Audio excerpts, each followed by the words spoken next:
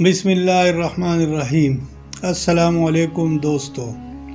سوچئے، ایک وہ شخص جس کے پاس دنیا کی ہر نعمت ہو، مال و دولت، ہزاروں جانور، سرسبز کھیت اور نیک اولاد، لیکن پھر اچانک ایک ایسا طوفان آئے کہ سب کچھ راکھ ہو جائے، بادشاہت فقیری میں بدل جائے اور جسم مبارک پر ایک ایسی بیماری حملہ کرے کہ اپنے بھی پرائے ہو جائے۔ روایات میں آتا ہے کہ تکلیف اس قدر بڑھ گئی تھی کہ زخموں میں کیڑے پڑ گئے، لیکن زبان پر پھر بھی کوئی شکوہ نہ آیا۔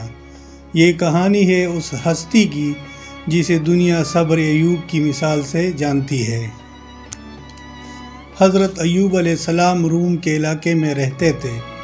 اللہ تعالیٰ نے آپ کو بے پناہ دولت سے نوازا تھا۔ ہزاروں اونٹ، بکریاں اور وسیع و عریض زمینیں آپ کی ملکیت تھی۔ اللہ تعالیٰ نے آپ کو بہت سی اولاد بھی عطا کی تھی، لیکن اتنی دولت ہونے کے باوجود آپ کا دل دنیا میں نہیں اٹکا تھا۔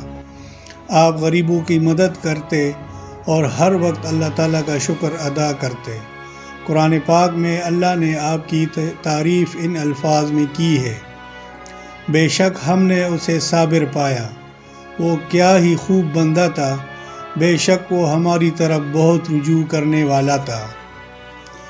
لیکن پھر اللہ کی طرف سے امتحان کا فیصلہ ہوا۔ شیطان نے کہا کہ ایوب علیہ السلام اس لیے شکر کرتے ہیں کیونکہ ان کے پاس سب کچھ ہے، اگر نعمتیں چھین لی جائے تو یہ ناشکرے ہو جائیں گے۔ اللہ تعالیٰ نے ایوب علیہ السلام کے صبر کو دنیا پر ثابت کرنے کے لیے انہیں آزمائش میں ڈالا۔ پہلے یہ خبر آئی کہ سارے کھیت جل کر راکھ ہو گئے، آپ نے صبر کیا۔ پھر سارے جانور مر گئے، آپ نے اللہ تعالیٰ کا شکر ادا کیا۔ اور پھر سب سے بڑا صدمہ، جس گھر میں آپ کے تمام جوان بیٹے اور بیٹیاں کھانا کھا رہے تھے، وہ چھت گر گئی اور سب کے سب اللہ کو پیارے ہو گئے۔ ایک ہی دن میں محل ویران ہو گیا اور گود اجڑ گئی۔ لیکن ایوب علیہ السلام نے سجدے میں سر رکھ دیا اور کہا، اللہ کا تھا، اللہ نے لے لیا۔ اس بارے میں نبی کریم صلی اللہ علیہ وسلم کی ایک حدیث ہے کہ لوگوں میں سب سے زیادہ سخت آزمائش انبیاء کی ہوتی ہے، پھر جو ان کے درجے کے قریب ہو، پھر جو ان کے قریب ہو۔ مال اور اولاد کے بعد اب باری تھی جسم کی۔ حضرت ایوب علیہ السلام کو ایک ایسی سخت بیماری نے گھیر لیا کہ جسم کا کوئی حصہ سلامت نہ رہا۔ روایات کے مطابق جسم پر بڑے بڑے پھوڑے نکل آئے اور گوشت گلنے لگا۔ لوگوں کو ڈر لگنے لگا کہ یہ بیماری انہیں نہ لگ جائے، تو انہوں نے اللہ کے نبی کو شہر سے نکال کر ویرانے میں ایک کوڑے کے ڈھیر کے پاس چھوڑ دیا۔ حالات اتنے بدتر ہو گئے کہ زخموں میں کیڑے پڑ گئے، لیکن قربان جاؤں اس صبر پر۔ اگر کوئی کیڑا جسم سے گرتا تو آپ اسے اٹھا کر واپس زخم پر رکھ دیتے اور فرماتے، تیرا رزق یہی ہے، تو اسے کھا۔ سب دوست، بھائی اور رشتہ دار چھوڑ گئے سوائے ایک ہستی کے، اور وہ تھی آپ کی وفادار بیوی بی بی رحیمہ۔ وہ شہر میں لوگوں کے گھروں میں کام کرتی اور جو روکھا سوکھا ملتا اپنے شوہر کی خدمت میں پیش کر دیتی۔ کئی سال اسی تکلیف میں گزر گئے۔ جب آزمائش اپنی انتہا کو پہنچ گئی اور شیطان نے بی بی رحیمہ کو بھی بہکانے کی کوشش کی، تب حضرت ایوب علیہ السلام کا دل بھر آیا۔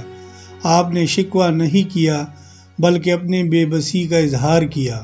قرآن اس لمحے کو یوں بیان کرتا ہے، جس کا ترجمہ ہے، اور ایوب کو یاد کرو جب اس نے اپنے رب کو پکارا کہ مجھے تکلیف پہنچتی ہے اور تو سب رحم کرنے والوں سے بڑھ کر رحم کرنے والا ہے۔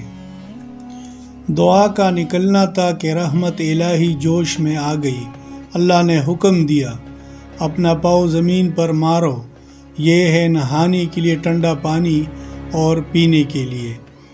آپ نے اپنا کمزور پاؤں زمین پر مارا، وہاں سے ٹھنڈا اور میٹھا چشمہ پھوٹ پڑا۔ جیسے ہی آپ نے اس پانی سے غسل کیا، جسم کے سارے زخم غائب ہو گئے، تکلیف دور ہو گئی اور اللہ نے آپ کو ویسی ہی جوانی اور خوبصورتی لوٹا دی جیسے پہلے تھی۔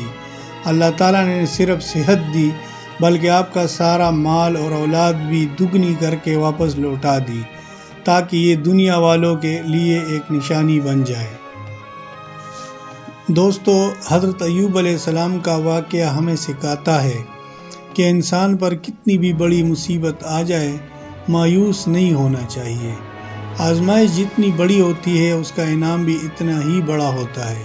اگر آج آپ کسی تکلیف میں ہیں تو یاد رکھیں کہ ایوب علیہ السلام کا رب آج بھی وہی ہے، بس صبر اور دعا کا دامن نہ چھوڑیں۔ اگر اس واقعے نے آپ کے دل کو چھوا ہو تو کمنٹ میں سبحان اللہ لکھیں اور چینل کو سبسکرائب ضرور کریں۔ جزاکم اللہ خیرا کثیرا۔